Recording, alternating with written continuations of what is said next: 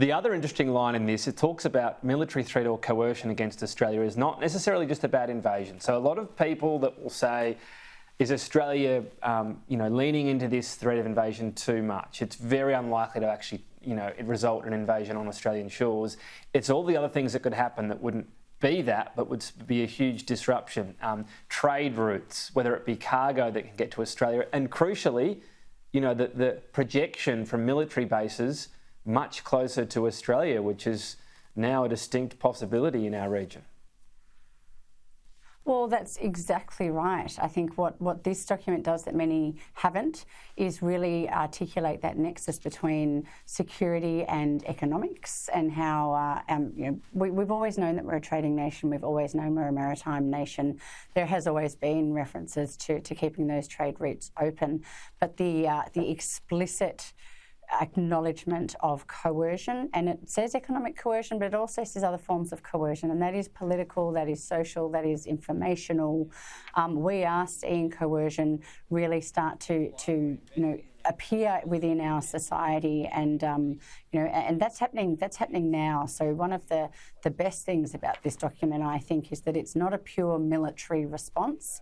It understands that there are serious threats to our security that are coming up almost invisibly through our system, through our politics, through our society, and especially, and what has been very clear for all of us to see is that economic lever, that ability to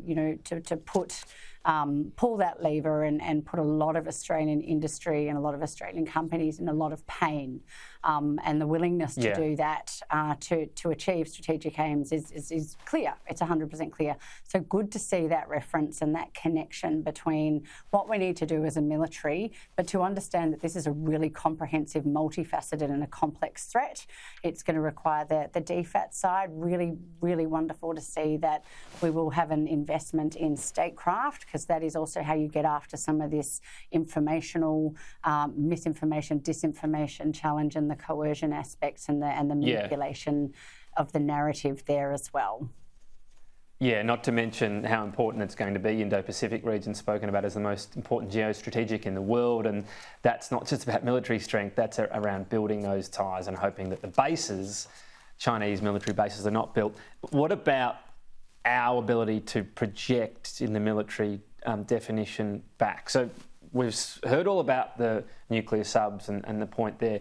The missile ability, so this is clearly something Australia wants to ramp up. What base are we coming from? What is our current ability in terms of projecting power back via missile strikes? Is this something that's sort of been allowed to wither on the vine somewhat?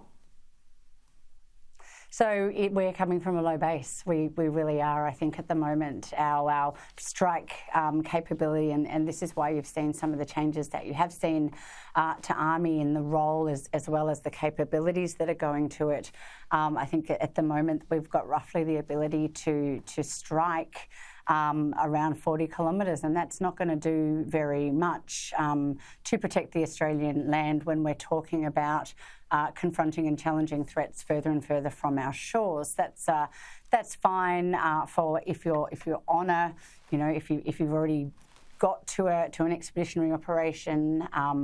But it is not going to help us with the challenge that we face now. So we've heard the Deputy Prime Minister Miles talk a lot about impactful projection. What this document sort of adds to that is a bit of colour around lethality, precision and strike, and it's looking at getting capabilities that give us hundreds of kilometres of range in terms of strike and precision. That's really important, because the other key concept of this document is deterrence.